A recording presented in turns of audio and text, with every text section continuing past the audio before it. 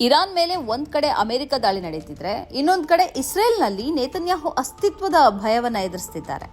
ಇನ್ನು 3 ತಿಂಗಳೊಳಗೆ ಇಸ್ರೇಲ್ನಲ್ಲಿ ಸಾರ್ವತ್ರಿಕ ಚುನಾವಣೆ ನಡೆಯಲಿದೆ. ನೇತನ್ಯಾಹು ಅವರ ಸರ್ಕಾರಕ್ಕೆ 4 ವರ್ಷಗಳು ತುಂಬಿದ್ದು ಸಂವಿಧಾನದಂತೆ ಚುನಾವಣೆ ಅಕ್ಟೋಬರ್ನಲ್ಲಿ ನಡೆಯಬೇಕಾಗಿದೆ. ಮಾತ್ರ ಅಲ್ಲ, ಅಕ್ಟೋಬರ್ ಚುನಾವಣೆಯನ್ನು ಈಗಾಗಲೇ ಘೋಷಿಸಲಾಗಿದೆ.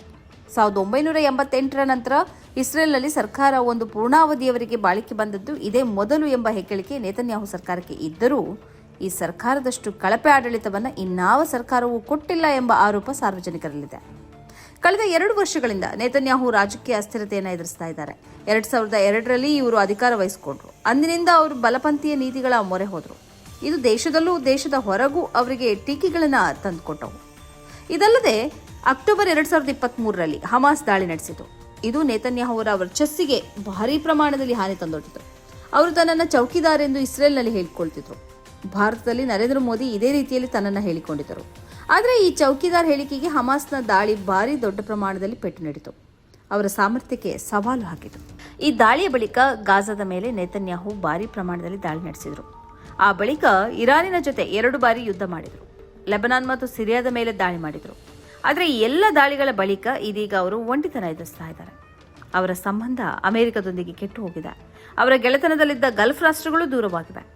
ಯುರೋಪಿಯನ್ ರಾಷ್ಟ್ರಗಳು ಅವರಿಂದ ದೂರ ನಿಂತಿವೆ. ಗಾಜಾದ ಮೇಲಿನ ಬಳಿಕ ಹಲವು ಯುರೋಪಿಯನ್ ರಾಷ್ಟ್ರಗಳು ಫೆಲೆಸ್ತೀನ್ ಅನ್ನು ಒಂದು ರಾಷ್ಟ್ರ ಎಂದು ಘೋಷಿಸಿವೆ. ಇದು ನೇತನ್ಯಾಹುಗೆ ಎದುರಾದ ಬಲುದೊಡ್ಡ ಸವಾಲು. ಇಸ್ರೇಲ್ಗೆ ಶಸ್ತ್ರಾಸ್ತ್ರವನ್ನು ಒದಗಿಸುವುದಿಲ್ಲ ಎಂದು ಹಲವು ರಾಷ್ಟ್ರಗಳು ಈಗಾಗಲೇ ಘೋಷಿಸಿದೆ. ಇನ್ನೊಂದೆಡೆ ಯುದ್ಧದಿಂದಾಗಿ ತೀವ್ರ ಆರ್ಥಿಕ ಮುಗ್ಗಟ್ಟು ಎದುರಾಗಿದೆ. ಈ ಯುದ್ಧವನ್ನು ಆರಂಭಿಸಿದ್ದು ರಾಜಕೀಯ ಕಾರಣಕ್ಕೆ ಎಂದು ವಿರೋಧ ಪಕ್ಷಗಳು ನೇತನ್ಯಾಹು ವಿರುದ್ಧ ದಾಳಿ ನಡೆಸ್ತಾ ಇದೆ. ಇದರ ನಡುವೆ 2019ರಲ್ಲಿ ವಿಚಾರಣೆ ಪ್ರಾರಂಭವಾದ ಅವರ ಭ್ರಷ್ಟಾಚಾರದ ಪ್ರಕರಣಗಳು ಇನ್ನೂ ಮುಗ್ದಿಲ್ಲ. ಇಸ್ರೇಲ್ನ ಜನತೆ 2 ವಿಭಾಗವಾಗಿ ಹಂಚಿಕೆಯಾಗಿದ್ದಾರೆ ಎಂದು ಹೇಳಲಾಗ್ತಾ ಇದೆ. ಅಪಾಯದ ಭೀತಿಯಲ್ಲಿ ಬದುಕಲು ಅವರು ಇಷ್ಟಪಡ್ತಿಲ್ಲ. ಅವರು ಶಾಂತಿಯನ್ನು ಬಯಸ್ತಾ ಇದ್ದಾರೆ. ಆದ್ದರಿಂದ ನೇತನ್ಯಾಹು ಅವರಿಗೆ ಮುಂದಿನ ಚುನಾವಣೆಯಲ್ಲಿ ಗೆಲುವು ಕಷ್ಟ ಸಾಧ್ಯ ಎಂಬ ಅಭಿಪ್ರಾಯ ಇದೆ. ಈ ಕಾರ್ಯಕ್ರಮದ ಪ್ರಾಯೋಜಕರು Gadiyar group of companies, specialised in piling and shoring, engineering consultancy, firefighting, steel structures, real estate. Office SIT Tower, Silicon Oasis, Dubai, UAE. ಸ್ನೇಹಿತರೆ, ನಿಮ್ಮ ಅದ್ಭುತ ಬೆಂಬಲದಿಂದ ಸನ್ಮಾರ್ಗ ನ್ಯೂಸ್ ಚಾನೆಲ್ ಈಗ 2 ಲಕ್ಷ ಸಬ್ಸ್ಕ್ರೈಬರ್ಗಳನ್ನು ದಾಟಿದೆ.